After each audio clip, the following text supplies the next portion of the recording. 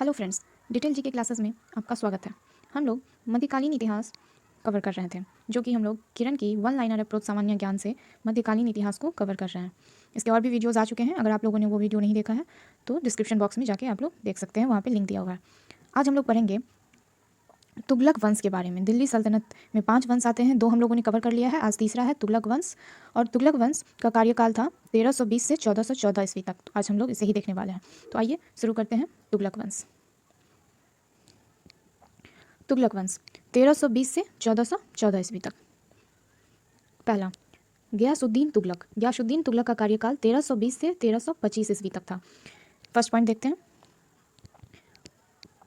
तुगलक वंश की स्थापना गयासुद्दीन तुगलक ने 8 सितंबर 1320 को की। इंपॉर्टेंट पॉइंट है कि तुगलक वंश की स्थापना किसने की, तो गयासुद्दीन तुगलक ने। कब की, ये भी पूछ सकता है क्वेश्चन। कभी कभी हार्ड क्वेश्चन बनाना रहता है तो दे देता है कि कब की। तो 8 सितंबर 1320 को, 8 सितंबर 1320 को तुगलक वंश की स्थापना हुई। नेक्स्ट पॉइंट, गयासुद्दीन तुगलक का वास्तविक नाम गाजी मलिक या तुगलक गाजी था। गयासुद्दीन तुगलक का वास्तविक नाम क्या था, तो गाजी मलिक। पूछा जाएगा गयासुद्दीन तुगलक का वास्तविक नाम, तो उसमें गाजी मलिक या तुगलक गाजी होगा। थर्ड पॉइंट, गयासुद्दीन तुगलक ने 29 बार मंगोल आक्रमण को विफल किया था। गयासुद्दीन तुगलक ने 29 बार मंगोल आक्रमण को विफल किया था। नेक्स्ट, पहली बार गयासुद्दीन तुगलक ने सिंचाई के लिए कुएं तथा नहरों का निर्माण करवाया था। पहली बार किसने कुएं तथा नहरों का निर्माण करवाया था, तो गयासुद्दीन तुगलक ने कुएं तथा नहरों का निर्माण करवाया था सिंचाई के लिए। इंपॉर्टेंट पॉइंट है कि पहली बार किसने सिंचाई के लिए कुएं तथा नहरों का निर्माण करवाया, तो गयासुद्दीन तुगलक ने। और गयासुद्दीन तुगलक कौन था, तो तुगलक वंश का संस्थापक था। गयासुद्दीन तुगलक की सेना में गिर्ज, तुर्क, मंगोल, राजपूत, ताजिक, रूमी, खुरासानी तथा मेवाती वर्ग के लोग थे। ये इंपॉर्टेंट नहीं होता। नेक्स्ट पॉइंट, दिल्ली के समीप अफगानपुर में लकड़ी से निर्मित स्वागत महल के धाराशाही होने से गयासुद्दीन तुगलक की मृत्यु हो गई। नेक्स्ट, अफगानपुर के लकड़ी के महल को गयासुद्दीन के पुत्र जौना खां ने बनवाया था। अफगान के लकड़ी के महल को किसने बनवाया था, तो अफगान के लकड़ी के महल को गयासुद्दीन के पुत्र जौना खां ने बनवाया था। मृत्यु के पूर्व गयासुद्दीन तुगलक बंगाल अभियान से लौट रहा था। नेक्स्ट, रोमन शैली में तुगलकबाद को गयासुद्दीन ने बसाया। तुगलकबाद को किसने बसाया, तो गयासुद्दीन ने बसाया। नेक्स्ट पॉइंट, ये इंपॉर्टेंट पॉइंट है। निजामुद्दीन औलिया ने गयासुद्दीन तुगलक के बारे में कहा था, दिल्ली अभी बहुत दूर है। ये बहुत इंपॉर्टेंट पॉइंट है। पूछा जाता है किसने कहा था कि दिल्ली अभी बहुत दूर है, तो निजामुद्दीन औलिया ने गयासुद्दीन तुगलक के बारे में कहा था कि दिल्ली अभी बहुत दूर है।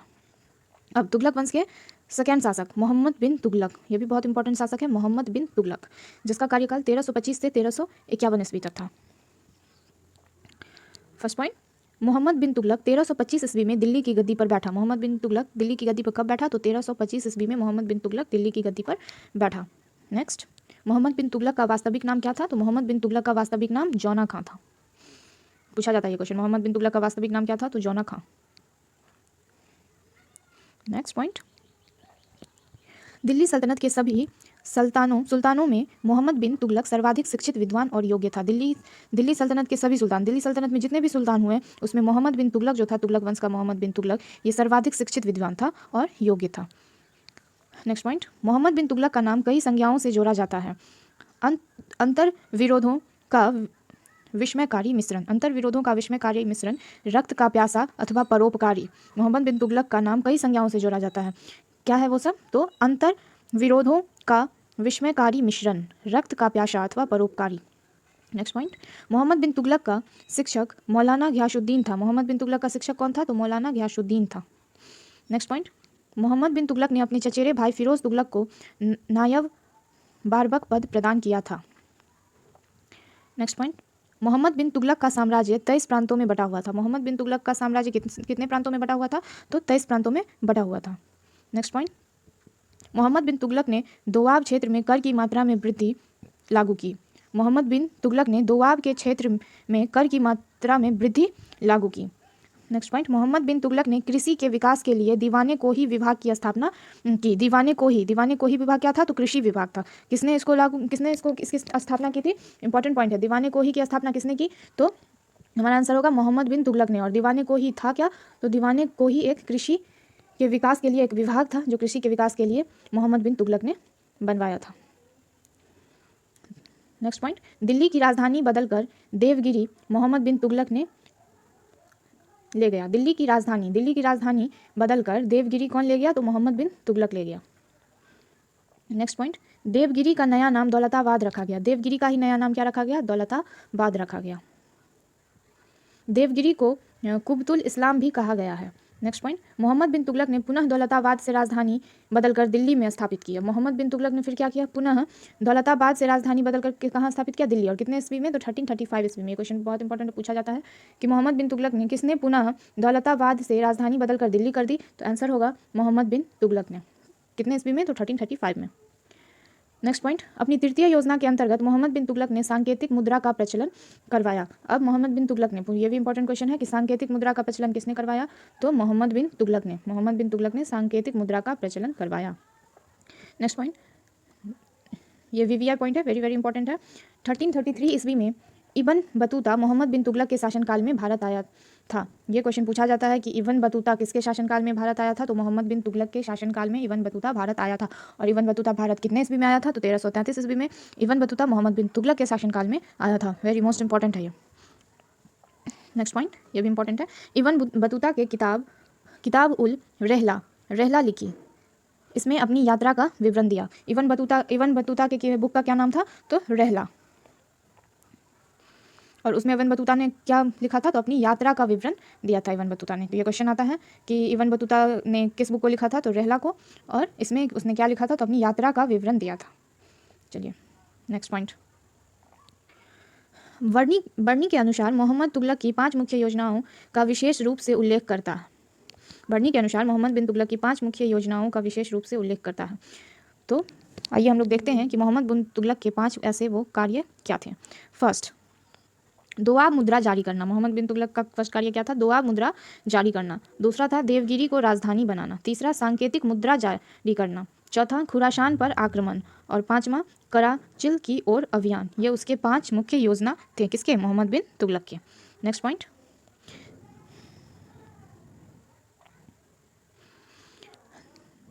दिल्ली के सुल्तानों में मोहम्मद बिन तुगलक प्रथम सुल्तान था जो हिंदुओं के त्योहारों मुख्यतः होली में भाग लेता था। दिल्ली के जितने भी सुल्तान थे उसमें मोहम्मद बिन तुगलक प्रथम ऐसा सुल्तान था जो हिंदुओं के त्योहारों में भाग लेता था। क्वेश्चन आता है कि हिंदुओं के त्यौहार में भाग लेने वाला सुल्तान कौन था? तो वो मोहम्मद बिन तुगलक था। नेक्स्ट, थट्टा के निकट 20 मार्च 1351 ईस्वी को मोहम्मद बिन तुगलक की मृत्यु हो गई। मोहम्मद बिन तुगलक की मृत्यु कब हुई? तो 1351 ईस्वी में। नेक्स्ट पॉइंट, उसके निधन पर बदायूनी ने लिखा है सुल्तान को उसकी प्रजा से और प्रजा को अपने सुल्तान से मुक्ति मिल गई। ये बहुत इंपॉर्टेंट है, कभी कभी पूछता है ये किसका कथन है? तो सुल्तान को उसकी प्रजा से और प्रजा को अपने सुल्तान से मुक्ति मिल गई, ये कथन था बदायूनी का। और किसके बारे में लिखा था बदायूनी ने? तो मोहम्मद बिन तुगलक के बारे में लिखा था। नेक्स्ट पॉइंट, मोहम्मद बिन तुगलक ने इब्न बतूता को दिल्ली के काजी पद पर नियुक्त किया। नेक्स्ट, मोहम्मद बिन तुगलक के काल में ही दक्षिण में हरिहर एवं बुक्का ने विजयनगर साम्राज्य की नींव डाली। पूछा जाता है कि हरिहर एवं बुक्का ने विजयनगर साम्राज्य की नींव किसके शासनकाल में डाली थी? तो मोहम्मद बिन तुगलक के काल में ही दक्षिण में हरिहर एवं बुक्का नाम के 2 लोग ने विजयनगर साम्राज्य की नींव डाली थी, जो कि एक हिंदू साम्राज्य था। नेक्स्ट पॉइंट, राजमुंदरी के अभिलेखों में जौना खां उलूग खां को दुनिया का खान कहा जाता है। राजमुंदरी के अभिलेख में जौना खां को दुनिया का खान कहा जाता है। दुनिया का खान किसे कहा जाता है? तो जौना खां को। और जौना खां कौन था? तो मोहम्मद बिन तुगलक ही था। और किस अभिलेख में ऐसा कहा जाता है? तो राजमुंदरी के अभिलेख में। नेक्स्ट, अब अगला शासक है फिरोज शाह तुगलक, जिनका शासनकाल था 1351 से 1388 ईस्वी तक। फिरोज शाह तुगलक का शासनकाल 1351 से 1388 ईस्वी तक। इसमें फर्स्ट पॉइंट, फिरोज शाह तुगलक मोहम्मद बिन तुगलक का उत्तराधिकारी 1351 ईस्वी में दिल्ली की गद्दी पर बैठा। फिरोज शाह तुगलक कब दिल्ली की गद्दी पर बैठा? तो 1351 ईस्वी में फिरोज शाह दिल्ली की गद्दी पर बैठा। फिरोज शाह तुगलक गयासुद्दीन तुगलक के छोटे भाई रज्जब का पुत्र था।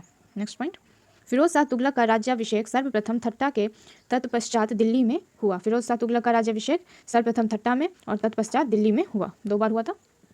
नेक्स्ट पॉइंट, उड़ीसा में पुरी के जगन्नाथ मंदिर को फिरोज शाह तुगलक ने ध्वस्त किया। उड़ीसा में जो पुरी का जगन्नाथ मंदिर था उसको 1360 ईस्वी में किसने ध्वस्त किया?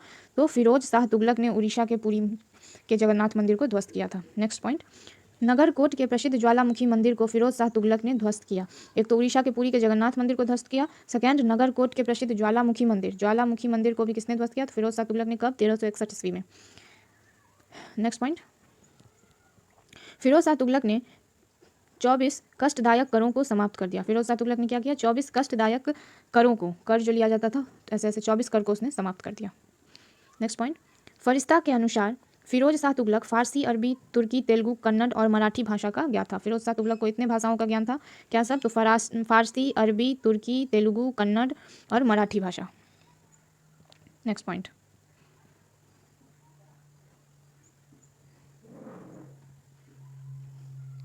फिरोज शाह तुगलक सिर्फ 4 प्रकार के कर लेता था। फिरोज शाह तुगलक, ये भी इंपॉर्टेंट है, फिरोज शाह तुगलक सिर्फ 4 प्रकार के कर लेता था। कौन कौन? तो खराज, खुम्स, जजिया और जकात, ये 4 प्रकार के कर फिरोज शाह लेता था। नेक्स्ट पॉइंट, उलेमाओं के आदेश पर फिरोज शाह तुगलक ने सिंचाई कर नामक नया कर लगाया। सिंचाई कर नामक नया कर फिर किसने लगाया? तो फिरोज शाह तुगलक ने, उलेमाओं के आदेश पर। नेक्स्ट पॉइंट, फिरोज शाह तुगलक ने सिंचाई की सुविधा के लिए 5 लंबी नहरें बनवाई। फिरोज शाह तुगलक ने सिंचाई की सुविधा के लिए क्या किया? तो 5 लंबी नहरें बनवाई। इंपॉर्टेंट है। नेक्स्ट पॉइंट, फिरोज शाह तुगलक ने लगभग 1200 बाग लगवाए। फिरोज शाह तुगलक ने कितने बाग लगवाए? तो लगभग 1200 बाग लगवाए। नेक्स्ट पॉइंट, सुल्तान फिरोज ने लगभग 300 नए नगरों को स्थापित किया। फिरोज ने लगभग 300 नए नगरों को स्थापित किया। नेक्स्ट पॉइंट, फिरोजाबाद, हिसार, फतेहाबाद, जौनपुर तथा फिरोजपुर नामक नगर को फिरोज शाह तुगलक ने बसाया। फिरोज शाह तुगलक ने कौन कौन से नगर बसाए? तो फिरोजाबाद, हिसार, फतेहाबाद, जौनपुर तथा फिरोजपुर। नेक्स्ट पॉइंट, फिरोज शाह तुगलक को सबसे ज़्यादा फिरोजाबाद नगर पसंद था। फिरोज शाह तुगलक को सबसे ज़्यादा कौन सा नगर पसंद था? तो फिरोजाबाद। नेक्स्ट पॉइंट, मेरठ और टोपरा से अशोक के स्तंभ को लाकर दिल्ली में फिरोज शाह तुगलक ने स्थापित किया। ये VVI है, ये मोस्ट इंपॉर्टेंट पॉइंट है कि अशोक के स्तंभों को दिल्ली में फिरोज शाह तुगलक ने स्थापित किया था। अशोक के स्तंभ, मेरठ और टोपरा से अशोक के स्तंभों को लाकर दिल्ली में किसने स्थापित किया? तो फिरोज शाह तुगलक ने। फिरोज शाह तुगलक ने मेरठ और टोपरा के अशोक के स्तंभों को फिरोज शाह तुगलक ने दिल्ली में स्थापित किया। अब देख लीजिए फिरोज शाह तुगलक के अन्य कार्य, ये बहुत महत्वपूर्ण है। ये नेक्स्ट पॉइंट है हमारा, फिरोज शाह तुगलक के अन्य महत्वपूर्ण कार्य। फिरोज शाह तुगलक ने क्या क्या कार्य किए थे उसके बारे में देखना है। पहला पॉइंट, इसने दारुल सरन नामक एक खैराती अस्पताल की स्थापना की थी। दारुल सरन नामक एक खैराती अस्पताल की स्थापना किसने की थी? तो फिरोज शाह तुगलक ने। सेकेंड पॉइंट, इसने रोजगार दफ्तर खुलवाया। रोजगार दफ्तर किसने खुलवाया? तो फिरोज शाह तुगलक ने। एक दारुल सरन नामक का अस्पताल किसने खुलवाया था? तो फिरोज शाह तुगलक ने। उसके बाद नेक्स्ट पॉइंट, अनाथ स्त्रियों, विधवाओं एवं लड़कियों की सहायता के लिए दीवाने खैरात नामक विभाग का गठन पूछा जाता है, बहुत इंपॉर्टेंट है। दीवाने खैरात नामक विभाग का गठन किसने करवाया था? तो फिरोज शाह तुगलक ने। क्यों? तो अनाथ स्त्रियों, विधवाओं और लड़कियों की सहायता के लिए। नेक्स्ट पॉइंट, ये सारे इंपॉर्टेंट पॉइंट हैं। दासों की देखभाल हेतु फिरोज शाह ने दीवान ए बंदगान की स्थापना की। पूछा जाता है दीवान ए बंदगान की स्थापना किसने की? तो फिरोज शाह तुगलक ने। फिरोज शाह तुगलक ने दीवान ए बंदगान की स्थापना क्यों की थी? तो दासों की देखभाल के लिए। नेक्स्ट पॉइंट, सैनिकों को वेतन जागीर के रूप में दिया। सैनिकों को वेतन कैसे दिया? तो जागीर के रूप में दिया। नेक्स्ट पॉइंट, सैन्य पदों को वंशानुगत बना दिया। सैन्य पदों को क्या कर दिया? वंशानुगत बना दिया। नेक्स्ट पॉइंट, हिंदुओं को जिम्सी कहा तथा ब्राह्मणों पर जजिया कर लागू करने वाला पहला मुसलमान शासक था। वेरी इंपॉर्टेंट पॉइंट कि जजिया कर, ब्राह्मणों पर जजिया कर लागू करने वाला पहला मुसलमान शासक कौन था? तो फिरोज शाह तुगलक था, जिसने ब्राह्मणों पर जजिया कर लागू किया था। इंपॉर्टेंट क्वेश्चन है। नेक्स्ट, फिरोज शाह ने अपनी आत्मकथा फतूहाते फिरोज शाही लिखी। फिरोज शाह तुगलक की आत्मकथा क्या थी? फिरोज शाह तुगलक की आत्मकथा का नाम था फतूहाते फिरोज शाही। नेक्स्ट पॉइंट, ज्वालामुखी मंदिर से लूटे गए ग्रंथों का फारसी में दलायते फिरोज शाही नाम से अनुवाद कराया। ज्वालामुखी से लूटे गए ग्रंथों का फारसी में दलायते फिरोज शाही नाम से अनुवाद कराया। Next point,